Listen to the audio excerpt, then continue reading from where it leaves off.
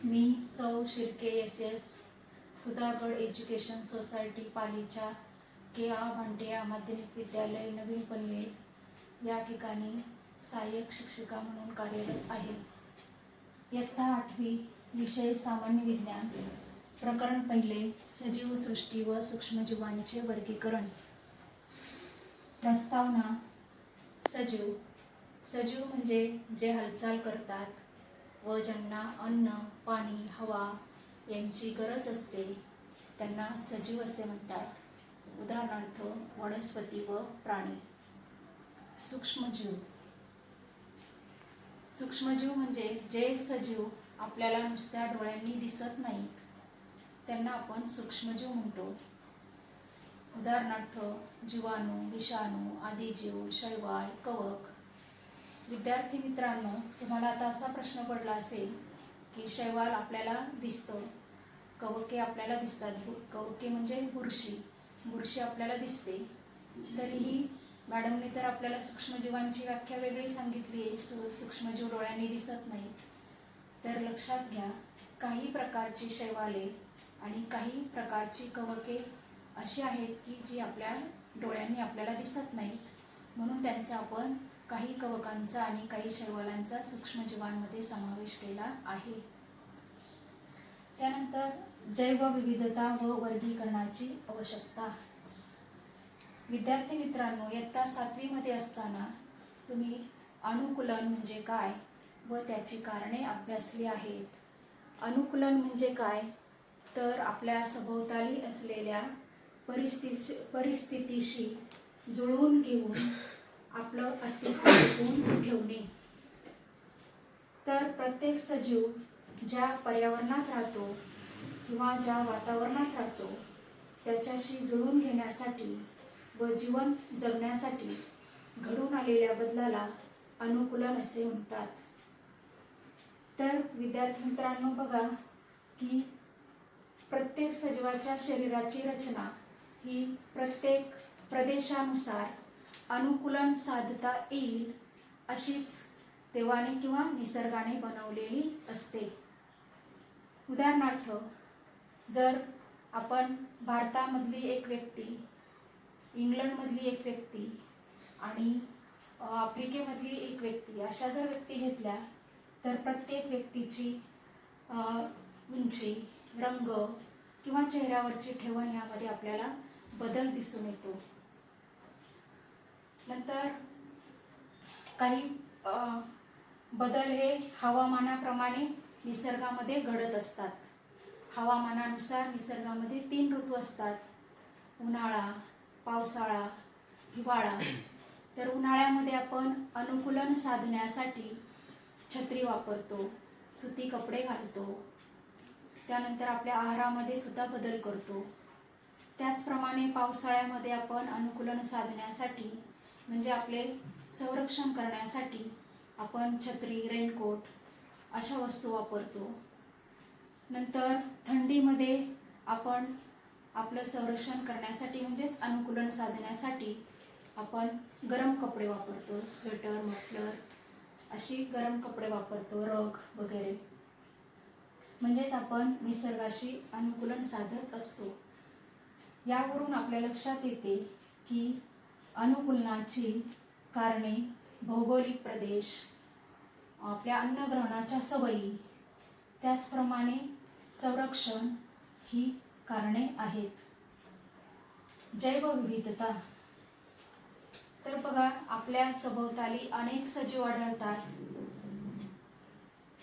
2011 साली जेव्हा जनगणना झाली तेव्हा त्या जनगणनेमध्ये पृथ्वीवरील जमीन व समुद्र या सर्व ठिकाणी मिळून जवळपास 87 दशलक्ष सजीवांच्या जाती ज्ञात झालेल्या आहेत, माहिती झालेल्या आहेत, आढळून आलेल्या आहेत। तर विद्यार्थी मित्रांनो, हे लक्षात घ्या की 87 दशलक्ष सजीव नाही आहेत, तर 87 दशलक्ष सजीवांच्या जाती आहेत। उदाहरणार्थ जात म्हणजे काय तर मानव ही एक जात आहे। आपण जर दुसरं उदाहरण घेतलं तर हत्ती ही एक जात आहे, कुत्रा ही एक जात आहे, हे आपण लक्षात घ्या. आणि आपल्याला माहिती आहे की आपल्या भारत देशाची लोकसंख्या 2011 साली तर अजून 2011 साली आपल्या भारत देशाची लोकसंख्या जवळपास 121 कोटी होती. आता 2020 साली आपली जनगणना होणार होती, पण कोरोनामुळे काही जनगणना झालेली नाही. त्यामुळे आपल्या भारत देशाच्या जनगणनेचा किंवा जगातील जनगणनेचा आकडा आपण सांगू शकत नाही. पण लक्षात घ्या की मानवजातच निसर्गामध्ये किती मोठ्या संख्येने आहे. त्याचप्रमाणे हत्ती आपण उदाहरण घेतलं, हत्तींच्याही भरपूर जाती आहेत. आणि हत्ती काय एकाच प्रदेशामध्ये किंवा एकाच भागामध्ये आढळत नाही, तर वेगवेगळ्या ठिकाणी आढळतात. आणि वेगवेगळ्या ठिकाणी आढळतात तशी अनुकूलन साधण्यासाठी त्यांच्या शरीराची रचनाही वेगवेगळी असते, म्हणजे त्यांच्यामध्ये सुद्धा खूप प्रकार आढळून येतात. त्याचप्रमाणे कुत्र्याचं उदाहरण तर अगदी तुमच्या डोळ्यासमोर आहे. हे आपण भरपूर प्रकारची कुत्री बघतो. रस्त्यावर फिरणारी कुत्री वेगळी असतात, पुन्हा पाळलेली कुत्री त्यांचा तर आकार वेगळा असतो, रंग वेगळा असतो, उंची वेगळी असते, काही खूप बुटकी असतात, काही खूप उंच असतात. अशा प्रकारे कुत्र्यांच्या पण भरपूर, कुत्रा ही एक जात आहे आणि त्यांच्यामध्ये पण आणखी भरपूर प्रकार आहेत.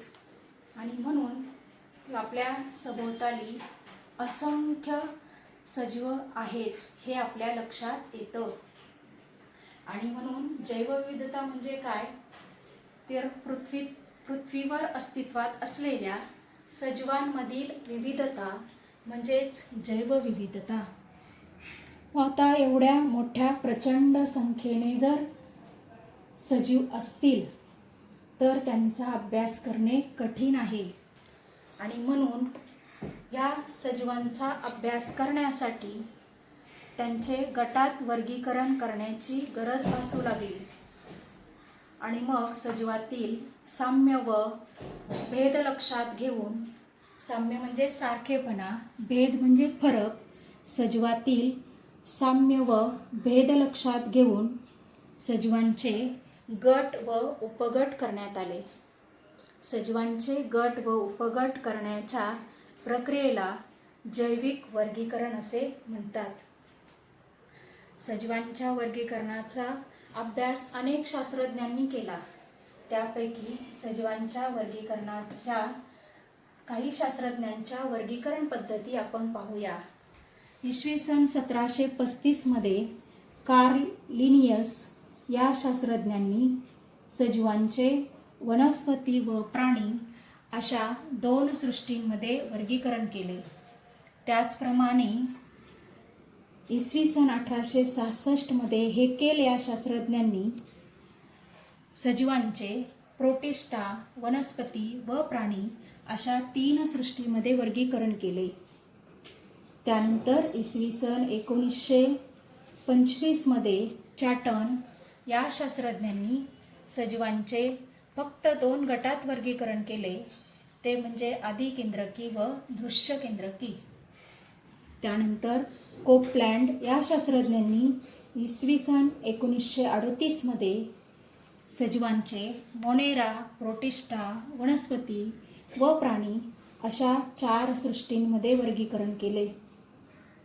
त्यानंतर रॉबर्ट हार्डिंग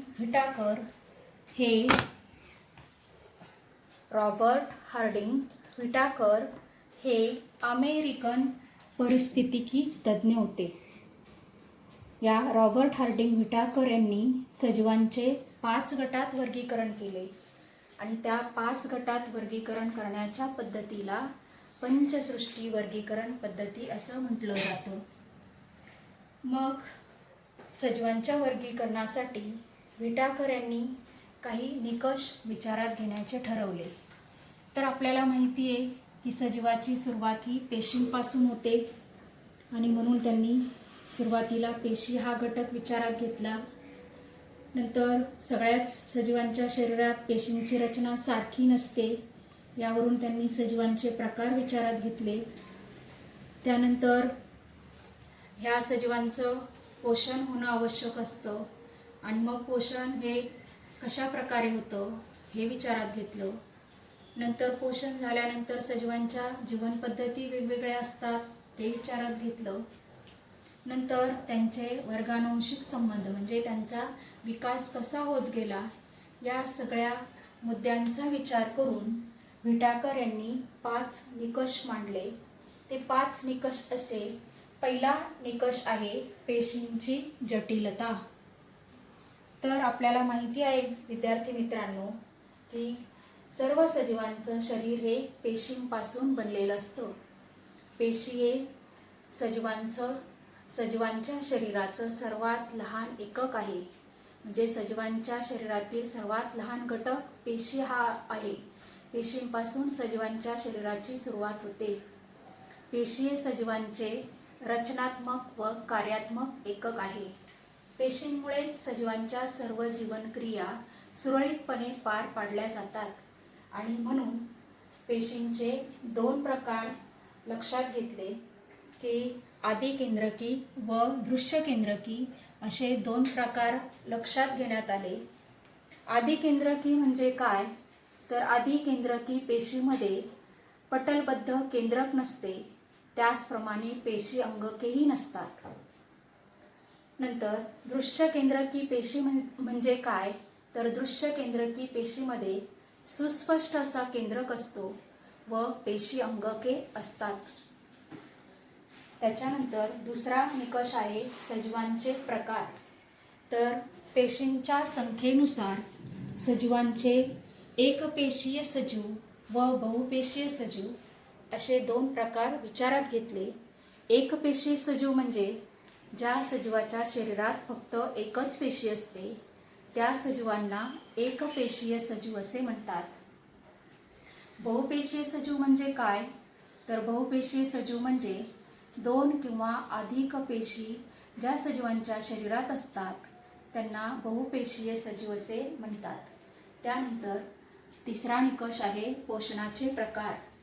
तर पोषणाचे प्रकार त्यामध्ये सजीव स्वयंपोषी आहे की परपोषी आहे हे विचारात घेतले आणि मग त्या स्वयंपोषी आणि परपोषी या प्रकारावरून कोण स्वयंपोषी आहे आणि कोण परपोषी आहे तर वनस्पती या स्वयंपोषी असतात कारण त्या प्रकाश संश्लेषण करू शकतात. प्राणी हे परपोषी असतात कारण ते भक्षण करतात आणि कवके सुद्धा परपोषी असतात, ते मृतावशेषातून अन्न शोषून घेतात. त्यानंतर चौथा निकष आहे जीवन पद्धती. पोषणाच्या अनुषंगाने जर विचार केला तर प्रत्येक सजीव हा वेगवेगळ्या पोषण पातळ्यांवर असतो. वनस्पती उत्पादक असतात, प्राणी भक्षक असतात आणि कवके हे विघटक असतात.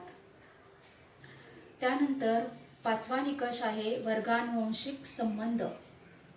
यामध्ये सजीवांची उत्क्रांती होत असताना आदिकेंद्रकी ते दृश्यकेंद्रकी आणि एकपेशीय ते बहुपेशीय असे सजीवांचे वर्ग विकसित होत गेले आणि म्हणून याला वर्गानुवंशिक संबंध असे म्हणतात. यानंतर पंचसृष्टी वर्गीकरण पद्धती. व्हिटाकर यांनी हे वरील 5 निकष लक्षात घेऊन सजीवांचे 5 गटात वर्गीकरण केले. ते 5 गट आपण आधीच इथे लिहिलेले आहेत. रॉबर्ट हार्डिंग व्हिटाकर यांनी 1969 मध्ये रॉबर्ट हार्डिंग व्हिटाकर यांनी 1969 मध्ये सजीवांचे 5 गट केले. 5 सृष्टीमध्ये वर्गीकरण केले. ते 5 गट म्हणजे मोनेरा, प्रोटिस्टा, कवके, वनस्पती व प्राणी असे आहेत. हे जे 5 गट आहेत ते आपण तक्त्याच्या साहाय्याने समजावून घेऊ. सजीवांचे वर्गीकरण आदिकेंद्रकी व दृश्यकेंद्रकी असे केले. आदिकेंद्रकीमध्ये फक्त एकपेशीय सजीव असतात आणि एकपेशीय सजीव आदिकेंद्रकी एकपेशीय सजीवामध्ये सृष्टी 1 मोनेराचा समावेश केला. नंतर दृश्य केंद्रकी, त्याचे दोन प्रकार पडतात, एकपेशीय व बहुपेशीय. तर दृश्य केंद्रकी एकपेशीय सजीवांमध्ये सृष्टी 2 प्रोटिस्टाचा समावेश केला. त्याचप्रमाणे दृश्य केंद्रकी बहुपेशीय सजीवांमध्ये 3 सृष्टी आहेत. तिसरी सृष्टी कवक. कवकांना पेशीभित्तिका असते, पण कवके प्रकाश संश्लेषण करू शकत नाहीत. सृष्टी 4 वनस्पती. वनस्पतींना पेशीभित्तिका असते व वनस्पती प्रकाश संश्लेषण करू शकतात. सृष्टी 5 प्राणी. त्यांच्यामध्ये पेशीभित्तिका नसते. अशा प्रकारे पंचसृष्टी वर्गीकरण पद्धती आपण समजावून घेतली. ती करून पाहूया. काचपट्टीवर दह्याचा थेंब द्या किंवा ताकाचंही चालेल. त्यावर थोडे पाणी टाका, पसरवा, म्हणजेच त्याचे विरलन करा. त्यावर आच्छादक काचपट्टी ठेवा. काचपट्टी सूक्ष्मदर्शिकेखाली ठेवा. आपल्याला काय दिसते तर आपल्याला त्यामध्ये हालचाल करणारे काडीसारखे सूक्ष्मजीव दिसतात आणि हे सूक्ष्मजीव म्हणजेच लॅक्टोबॅसिलाई जीवाणू आहेत. यामध्ये मोनेरा सृष्टीमध्ये जीवाणूंचा तसेच नीलहरित शैवालांचा समावेश होतो. लक्षणे. पहिलं लक्षण, हे सर्व सजीव एकपेशीय असतात. दुसरं लक्षण, हे सर्व सजीव स्वयंपोषी किंवा परपोषी असतात. तिसरं, हे अधिकेंद्रकी असून पटलबद्ध केंद्रक किंवा पेशी अंगके नसतात. दुसरी सृष्टी प्रोटिस्टा समजावून घेण्यासाठी आपण कृती करून पाहूया. डबक्यातील पाण्याचा एक थेंब काचपट्टीवर घ्या. काचपट्टी सूक्ष्मदर्शिकेखाली ठेवून निरीक्षण करा. त्यामध्ये हालचाल करणारे आपल्याला काही सजीव दिसतात. ते सजीव म्हणजेच अमिबा आहेत. यांचा आकार अनियमित असतो. प्रोटिस्टा सृष्टीची लक्षणे. प्रोटिस्टा सृष्टीतील सजीव एकपेशी असून पेशीत पटलबद्ध केंद्रक असते. प्रचलनासाठी यांना छद्मपाद किंवा रोमके किंवा कशाभिका असतात. तिसरं लक्षण, स्वयंपोषी, उदाहरणार्थ युग्लिना, हॉलॉक्स. पेशीत हरितलवके असतात. चौथं लक्षण, परपोषी, उदाहरणार्थ अमिबा, पॅरामेशियम, प्लाझ्मोडियम इत्यादी. तिसरी सृष्टी कवक. याचा अभ्यास करण्यासाठी, समजावून घेण्यासाठी आपण कृती करून पाहूया. एक पावाचा किंवा भाकरीचा तुकडा घ्या. तो ओलसर करा. एका डब्बीमध्ये झाकून ठेवा. 2-3 दिवसांनी उघडून पहा. त्यावर आपल्याला काय दिसते तर त्यावर आपल्याला बुरशी आलेली दिसते. पांढरं कापसासारखा भाग दिसतो, त्याला आपण बुरशी म्हणतो. ते बुरशीचे काही तंतू सूक्ष्मदर्शिकेखाली ठेवा. आपल्याला काय दिसते तर आपल्याला बुरशी दिसते. पहिलं लक्षण आहे, कवक सृष्टीत परपोषी, असंश्लेषी व दृश्य केंद्रकी सजीवांचा समावेश होतो. दुसरं लक्षण आहे, बहुसंख्य कवके मृतोपजीवी आहेत. कुजलेल्या कार्बनी पदार्थावर ते जगतात. तिसरं लक्षण, कवकांची पेशीभित्तिका कायटिन या जटिल शर्करेपासून बनलेली असते. चौथं लक्षण, काही कवके तंतुरूपी असून आतील पेशीद्रव्यात असंख्य केंद्रके असतात. पाचवं, कवक, किण्व, बेकर्स ईस्ट, बुरशी, ॲस्परजिलस, मक्याच्या कणसावरील बुरशी, पेनिसिलियम, भूछत्र, मशरूम. पाचवं. त्यानंतर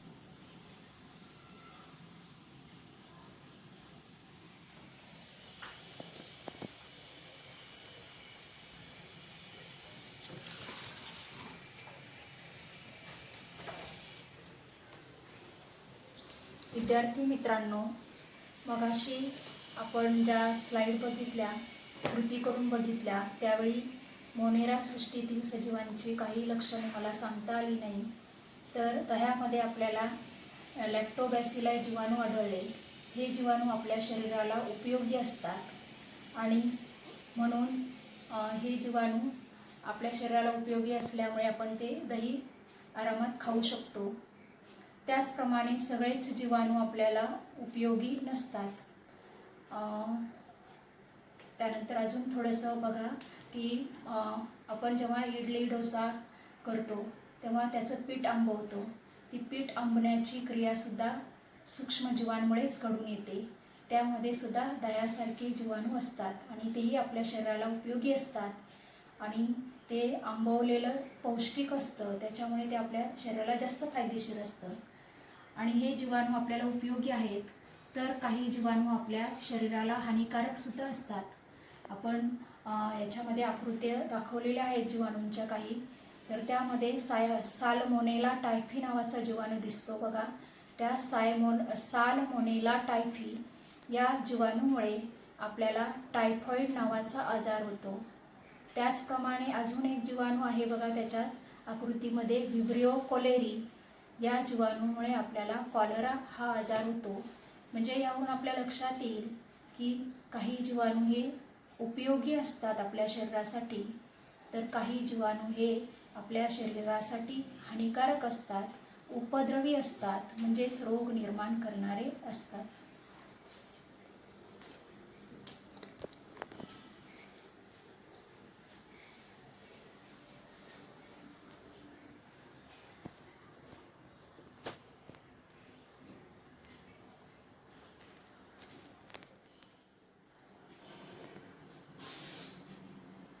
विटाकर यांच्यानंतर अनेक पद्धतीने वर्गीकरण करण्यात आली, तरीही आज अनेक शास्त्रज्ञ त्यांच्या वर्गीकरणालाच प्रमाण मानतात.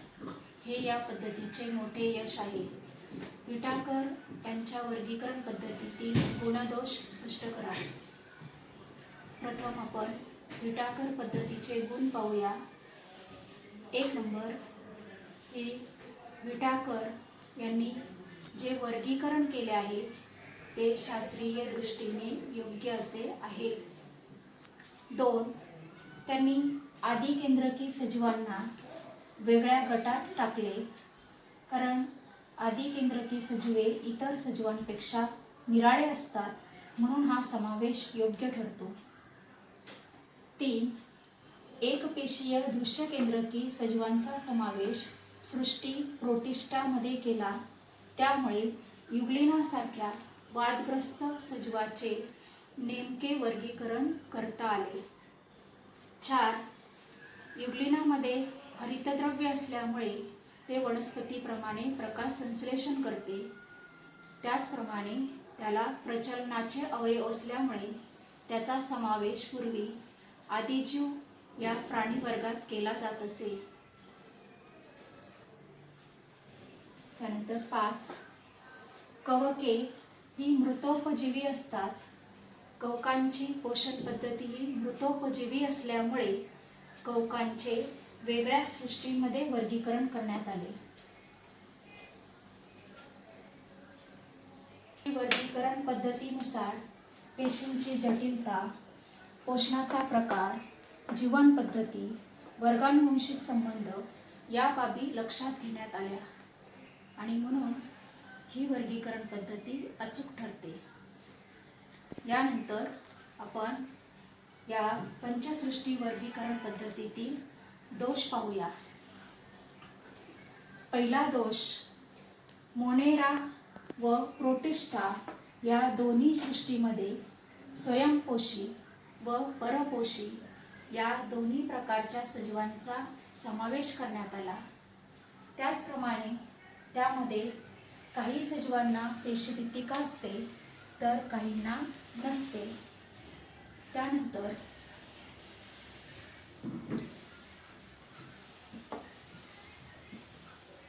विभिन्न लक्षणे असणारे गुणधर्म, विभिन्न लक्षणे असणारे सजीव सृष्टी प्रोटिस्टामध्येच समाविष्ट करण्यात आले. 3, कवके, वनस्पती व प्राणी यांच्या उत्क्रांतीच्या सुरुवातीच्या सजीवांचा उल्लेख यामध्ये करण्यात आला नाही. उदाहरणार्थ प्राणी या सृष्टीमध्ये पूर्वी अमिबा या सजीवाचा उल्लेख केला जात असे, तो करायला हवा होता याबद्दल संदेह निर्माण होतो. त्याचप्रमाणे शैवाल जर एकपेशीय सजीवामध्ये समाविष्ट केले आणि जे बहुपेशीय सजीव आहे ते जर वनस्पती पेशीमध्ये समाविष्ट केले तर यामध्ये संदेह निर्माण होतो. कारण शैवालामध्ये एकपेशीय शैवाल असो किंवा बहुपेशीय शैवाल असो यामध्ये बरेचसे साम्य असते, परंतु विटाकर यांच्या वर्गीकरण पद्धतीनुसार ही दोन्ही शैवाले दूरच्या गटात टाकण्यात आली. हा याच्यामध्ये दोष आहे. त्याचप्रमाणे हलॉक्स व क्लॅमिडोमोनास यांचा प्रोटिस्टा या सृष्टीमध्ये समावेश करण्यात आला नाही. आणि शेवटचा दोष की विटाकर यांच्या वर्गीकरण पद्धतीमध्ये विषाणूंचा कुठेही उल्लेख आलेला नाही. हा एक वादाचाच प्रश्न आहे. अशा प्रकारे आपण या तक्त्याचा आधार घेऊन आपण पंचसृष्टी वर्गीकरण पद्धतीच्या तक्त्याचा आधार घेऊन विटाकर यांच्या वर्गीकरण पद्धतीतील गुण दोष स्पष्ट केलेले आहेत.